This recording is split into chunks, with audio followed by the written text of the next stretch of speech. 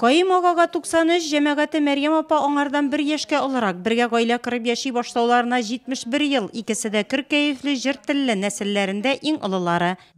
Үзебезнең нәселнең мәетләренә һәр вакытта акыллы утырабыз, менә шуларга озын гомер биргәндер дип уйлыйбыз. 18 яшендә сугышка керә Кайым ага, озакта сугышмый аягын югалта, сул кулы яралана, аннан госпиталь. Авыл кызы Мәрьям белән яратышып гаилә коралар, 7 елда мәхәббәтебезне сүрелдерә алмады дип шаярталар өлкәннәр.